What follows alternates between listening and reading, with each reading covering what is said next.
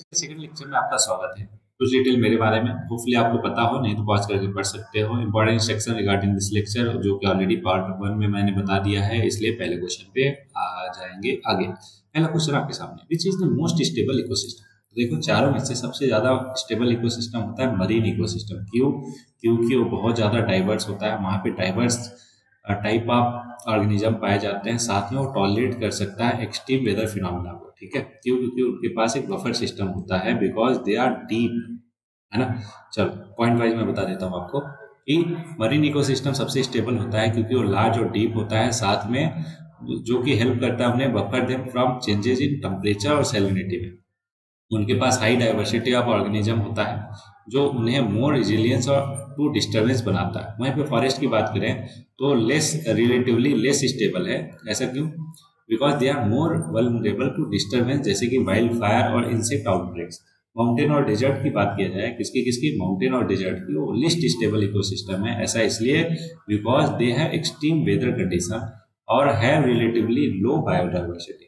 Next question है, which of the following एक example है एंथ्रोपोजेनिक बायोम का। एंथ्रोपोजेनिक क्या होता है? मैन मेड, जिसमें मैन का इंटरफेरेंस होता है, उसको एंथ्रोपोजेनिक बोलते हैं, राइट। तो इन चारों में से देखोगे ध्यान से तो पता चलेगा कि क्रॉपलैंड जो है वो एक एंथ्रोपोजेनिक बायोम है। क्यों? क्योंकि इसमें मैन जो है वो अल्टर करता है उस पर्टिकुलर बायोम को। तो देखो एंथ्रोपोजेनिक बायोम एक टाइप ऑफ बायोम है, इकोलॉजिकल रीजन है विच हैज सिग्निफिकेंटली इन्फ्लुएंस और Altered by human activity. Cropland की बात करें तो इंक्लूड कल्टीवेटेड एग्रीकल्चर एरिया जहाँ पे वेरियस क्रॉप को ग्रोन किया जाता है। एग्जाम्पल है एंथ्रोपोजेनिक बायोम का। आसान क्वेश्चन। नेक्स्ट क्वेश्चन है, ग्रीन वॉश किसे कहते हैं? देखो ग्रीन वॉश का मतलब यूपीएससी में भी एक क्वेश्चन पूछ चुका है। ग्रीन वॉश का मतलब ये झूठा दिलासा देना कि नहीं नहीं हम इन्वायरमेंट के लिए कुछ कर रहे हैं, ठीक है। तो making false promises of protecting the environment को ग्रीन वॉश कहा जाता है। एग्जाम्पल के तौर पे कि वेग या फिर अनसब्सटेंशिएट क्लेम, जैसे कि इको फ्रेंडली है या फिर ग्रीन है, ये सारा कुछ प्रोडक्ट पे लिखना। साथ में इमेजेस ऑफ नेचर या इन्वायरमेंट सिंपल यूज करना, सच दैट लोगों को लगे कि नहीं नहीं ये तो इन्वायरमेंट फ्रेंडली है या फिर इन्वायरमेंट के लिए काम करते हैं।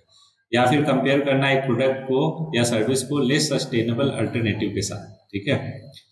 और हाइडिंग नेगेटिव इन्वायरमेंटल इंफॉर्मेशन, ये सारी चीजें क्या है? ग्रीन वॉशिंग के अंदर में आती है, अंडर में, है ना।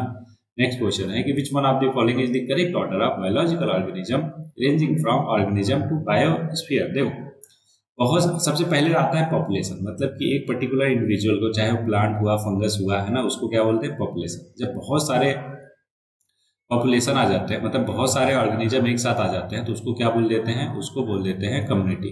क्या बोल देते हैं? कम्युनिटी। अब बहुत सारी कम्युनिटी आ जाती है, इकोसिस्टम बोलते हैं, है ना। और बहुत सारे इकोसिस्टम आ जाते हैं तो लैंडस्केप बोलते हैं, और बहुत सारे लैंडस्केप मिल जाते हैं तो बायोम बन जाता है। क्या बन जाता है?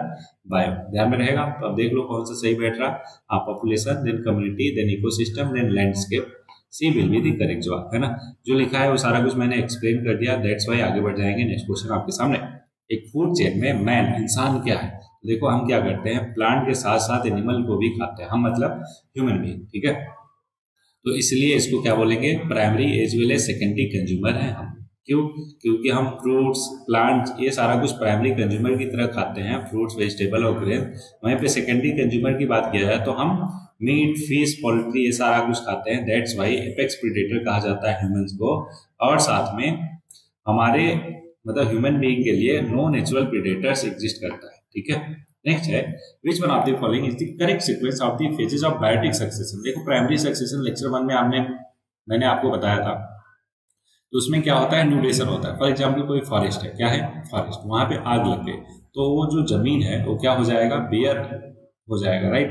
तो वो बेयर जमीन को क्या होता है?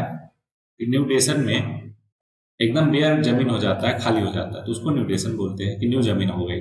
माइग्रेशन का मतलब फिर ड्यू टू विंड या फिर और रीजन से जो सीड्स है आसपास के पेड़ों के, है ना, वो आ जाते हैं वहां पे, माइग्रेट करेंगे तो उसको माइग्रेशन बोलते हैं। इसेसिस का मतलब कि वो जो सीड्स है जर्मिनेट करते हैं, है ना, और प्लांट्स बनते हैं, तो उसको इसेसिस बोलते हैं। इसेसिस के बाद क्या है कि वो जो पौधे बड़े होते हैं तो वहाँ के सॉइल को, वहाँ के इन्वायरमेंट को चेंज करते हैं, उसको रिएक्शन कहा जाता है। अब जब चेंज कर दिया, फाइनली जो पर्टिकुलर फॉरेस्ट बना उसको स्टेबलाइजेशन या फिर एपेक्स कम्युनिटी कहा जाता है। तो लास्ट स्टेप आ गया क्या, स्टेबलाइजेशन। तो ये पांचों के पांचों स्टेप हो गए। तो ऑप्शन ए जो है विल बी करेक्ट जवाब इस फॉर दिस क्वेश्चन। सारा कुछ मैंने समझा ही दिया, इसलिए आगे बढ़ जाते हैं। चाहो तो आप क्या कर सकते हो, पॉज करके पढ़ सकते हो। ध्यान रहे कि केसेस में है ना, जो कम्युनिटी बनती है उसको पायनियर स्पीसीज बोला जाता है उस पर्टिकुलर एरिया। ठीक है, नेक्स्ट क्वेश्चन पे आ जाते हैं। हाँ, ये सारा कुछ बता ही दिया, तो इसलिए नेक्स्ट क्वेश्चन पे आते हैं। Which of the following shows the density gradient of water system. देखो, density gradient of water system को बोलते हैं पाइकोक्लाइन। क्या बोलते हैं? पाइकोक्लाइन, है ना। और इकोक्लाइन का मतलब होता है कि जब इकोसिस्टम जो है ग्रेजुअली चेंज होता है ना, तो उसको क्या बोलते हैं? इकोक्लाइन। हेलोक्लाइन का मतलब, हेलोजन का मतलब आप समझते ही हो क्या, सॉल्ट से रिलेटेड है, सैलिनिटी। जब सैलिनिटी चेंज होती है विद डेप्थ तो उसको हेलोक्लाइन बोलते हैं। साथ में जब टेम्परेचर चेंज होता है पानी के अंदर, ग्रेजुअल चेंज या फिर टेम्परेचर ग्रेडियंट का मतलब क्या हुआ, थर्मोक्लाइन। टेम्परेचर ग्रेडियंट, जैसे ही ग्रेडियंट मैं बोलूँ कि समझो विथ डेप्थ वो चेंज हो रहा, क्या डेप्थ के साथ वो चेंज हो रहा, है ना।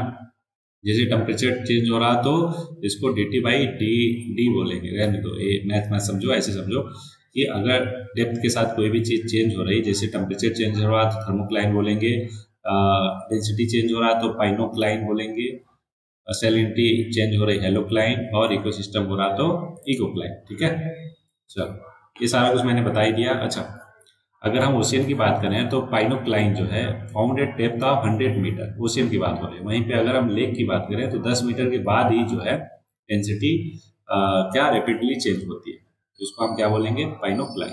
ध्यान में रहेगा। वहीं पर अगर हम बात करें इकोक्लाइन का, तो क्या है, composition of an ecological community across a spatial या फिर टेम्पोरल स्केल। वही मैंने बता दिया, विथ डिस्टेंस या फिर डेप्थ। हेलोक्लाइन भी समझा दिया, 1000 मीटर पे रैपिडली चेंज होता है ओशियन में, 10 मीटर पे लेक में। थर्मोक्लाइन भी समझा दिया, क्या है, 100 मीटर ओशियन में और 10 मीटर लेक में क्या होने लगता है, रैपिड चेंज होने लगता है टेम्परेचर में विद डेप्थ। ध्यान में रहेगा।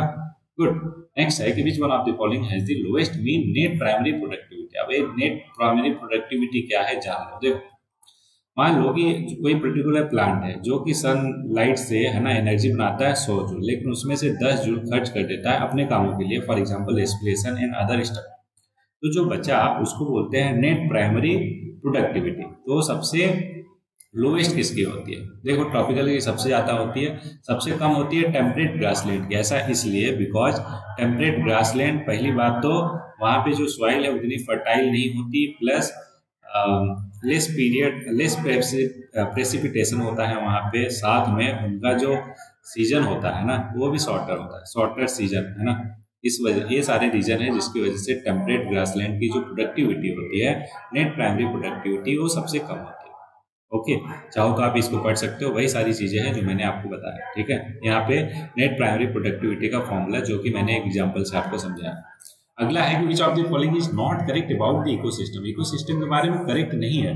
इट कंप्राइजेस बोथ बायोटिक और अबायोटिक कंपोनेंट। बिल्कुल सही जवाब। इट हैज इट्स प्रोडक्टिविटी, एकदम क्लोज सिस्टम होता है क्या? बिल्कुल नहीं। क्यों? क्योंकि जो इकोसिस्टम है ओपन सिस्टम होता है।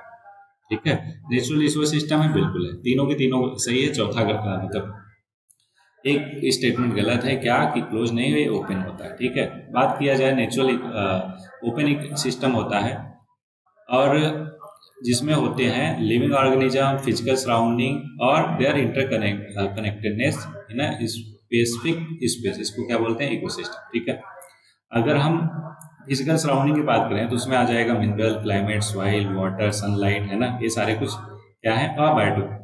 अबायोटिक एलिमेंट्स है। वहीं पे बायोटिक एलिमेंट की बात किया जाए तो जितने भी लिविंग बींग है उसमें, उस पर्टिकुलर इकोसिस्टम में, उन सबको क्या बोला जाता है? Biotic element. ये बेसिक चीजें आपको पता ही होगा, इसलिए आगे बढ़ जाते हैं नेक्स्ट क्वेश्चन पे, जो कि रहा है आपके सामने। विच one of the following pairs is correctly matched, है ना। माउंटेन जो है मोस्ट स्टेबल इकोसिस्टम, बिल्कुल लिस्ट स्टेबल इकोसिस्टम, माउंटेन और डेजर्ट, है ना। क्यों? क्योंकि अभी हमने पढ़ा मरीन जो है मोस्ट स्टेबल होता है और माउंटेन और डेजर्ट लिस्ट स्टेबल होता है। क्यों? वो भी समझा। अबायोटिक कंपोनेंट बैक्टीरिया नहीं। क्यों? क्योंकि बैक्टीरिया एक लिविंग चीज है, ऑर्गेनिज्म है, दैट्स वाई ये बायोटिक में आएगा, ना कि अबायोटिक, इसलिए ये भी गलत हुआ। अगला, ग्रीन प्लांट जो है वो इकोसिस्टम के पार्ट होते हैं, बिल्कुल। रेनफॉल जो है उसकी वजह से ग्लोबल वार्मिंग होता है, बिल्कुल गलत। क्यों? क्योंकि ग्लोबल वार्मिंग किसकी वजह से होता है? ये जितने भी टेम्परेचर जो है इंक्रीज जब करता है अर्थ का, उसके बहुत सारे रीजन है, डिटेल में समझाएंगे, डोंट वरी अगर नहीं पता आपको कॉन्सेप्ट हो। तो ग्लोबल वार्मिंग रेनफॉल की वजह से तो होता नहीं, कॉमन सेंस वाली चीज़ है, इसलिए हमारा करेक्ट जवाब क्या हो जाएगा, ऑप्शन सी। ठीक है, बाकी गलत क्यों है वो भी मैंने बता दिया और सही क्यों है वो भी समझा दिया है ना। इसलिए आगे बढ़ जाएंगे, नेक्स्ट क्वेश्चन आपके सामने नेक्स्ट क्वेश्चन किधर है, इधर है। The primary source of energy in eco body is, primary source of energy, देखो इको बॉडी एक हाइपोथेटिकल कॉन्सेप्ट है जिसमें ये माना जाता है कि ह्यूमन बीइंग नेचर के साथ हार्मनी में रहता है ना। और इसमें जो प्राइमरी सोर्स ऑफ एनर्जी है वो है सोलर, सन है हमारा, है ना। तो solar energy is the primary source of energy in this eco body, ध्यान में रहेगा। ठीक है, क्या है, एक हाइपोथेटिकल कॉन्सेप्ट है इको बॉडी जिसमें इंसान जो है हार्मनी विथ नेचर, मतलब कि हार्मनी के साथ रहते हैं विथ नेचर, और इसमें प्राइमरी सोर्स ऑफ एनर्जी क्या है, solar system. Which of the following statement is correct, correct बताना है, ध्यान रखिएगा। The energy flow in the biospheric ecosystem is unidirectional, बिल्कुल सही है। क्यों, क्योंकि एनर्जी फ्लो आपको पता है लिंडमैन रूल से कि 10% है ना क्या हो जाता है, आगे पहुंचता है।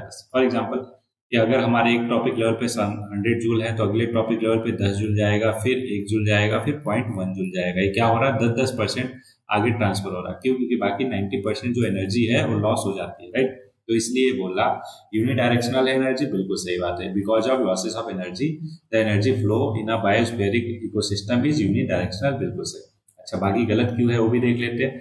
Energy flow in the biospheric ecosystem is cyclic, नहीं, अभी देखा यूनिडायरेक्शनल होता है। अगला, relative loss of energy in natural ecosystem decreases with increasing trophic level, बिल्कुल नहीं। क्यों, क्योंकि अभी हमने देखा कि केवल 10% हर एक टॉपिक लेवल पे ट्रांसफर होती है। ऐसा तो है नहीं कि लेवल बढ़ने के साथ साथ ये एनर्जी जो है वो डिक्रीज हो रही है, बिल्कुल नहीं, वो कांस्टेंट है। मतलब लॉस ऑफ एनर्जी कांस्टेंट है, परसेंटेज वाइज की बात कर रहा हूँ। Species at progressively higher trophic level appear to be less efficient in using available energy, ऐसा कुछ भी नहीं है। ठीक है, तो इसलिए गलत हो जाएगा। कौन सा सही हो मैंने बता दिया आपको, लिंडमैन लॉ जो है या 10% ऑफ एनर्जी रूल कहा जाता है, समझा ही दिया। Who of the following use the term deep ecology for the first time? अब देखो ये बहुत ही ज्यादा फैक्चुअल क्वेश्चन, ना है तो परेशान नहीं होना है। क्यों, क्योंकि फैक्चुअल क्वेश्चन है, आपको ध्यान में रखना है कि अर्ने नेस, होपफुली प्रोनाउंसिएशन मेरा ठीक हो, उन्होंने दिया था ये पर्टिकुलर, है ना, जो कि एक नॉर्वेनियन फिलोसफर थे। इन्होंने टर्म कॉइन किया जिसका नाम है डीप इकोलॉजी का 73। उन्होंने टर्म यूज किया describe a new environmental philosophy that emphasises the intrinsic value of all living things and the need for human to live in harmony with nature, जिसको eco body अभी हमने पढ़ा ऊपर। इस term को क्या बोलते हैं, eco body. Among the biotic component of the ecosystem the producer system is, producer कौन है ना, चार में से काऊ है, बिल्कुल नहीं। क्यों, क्योंकि ये प्राइमरी कंज्यूमर है, पीकॉक भी कंज्यूमर है, टाइगर भी एपेक्स कंज्यूमर है, और ग्रीन प्लांट्स क्या हैं, प्रोड्यूसर हैं। तो option D will be the correct. बहुत ही आसान क्वेश्चन, होपफुली आपको एकदम क्लियर होगा। तो इस तरीके से सारा कुछ कर दिया। हाँ, बहुत जल्दी किया, आई नो। क्यों, क्योंकि ये देखो बैकग्राउंड में थोड़ा सा नॉइज रहता है ना, तो मैं लगातार बोलता रहता हूँ सच दैट आपको डिस्टर्बेंस फील ना हो। ठीक है, तो अगर थोड़ा सा फास्ट कर दिया हो तो जहाँ पे भी आपको लगा हो कि हाँ ये पर्टिकुलर चीज छूट गया, ऐसे तो छूटा नहीं, सारा कुछ मैंने समझा ही दिया, है ना। लेकिन फिर भी अगर आपको लगता है कि एक बार और गो थ्रू करना है तो नोट्स तो आपके पास मिल ही जाते हैं टेलीग्राम चैनल पे, आपको पता ही है, वहां से कर सकते हो। ठीक है, तो इस लेक्चर में बस इतना ही। जैसा कि लास्ट में कुछ लाइंस रहती है, तो आज के लिए है कि the secret of getting ahead is getting started. बहुत बार हम ऐसा सोचते हैं कि हम ये करेंगे, हम वो करेंगे, हम ऐसा करेंगे, हम वैसा करेंगे, लेकिन एक्चुअली होता क्या है कि हम कभी उसको स्टार्ट ही नहीं करते, बस सोचते रह जाते हैं। देखो, अगर किसी चीज़ में आगे बढ़ना है ना, बेहतर करना है ना, तो जरूरी है कि आप उसको कम से कम स्टार्ट तो करो पहले, है कि नहीं। चलो स्टार्ट करो, फिर क्या जो भी आप करना चाहते हो बेहतर। ठीक है, तो इन शब्दों के साथ इस लेक्चर में बस इतना ही। पढ़ते रहिए, आगे बढ़ते रहिए और स्टार्ट करते रहिए। मिलते हैं नए लेक्चर में।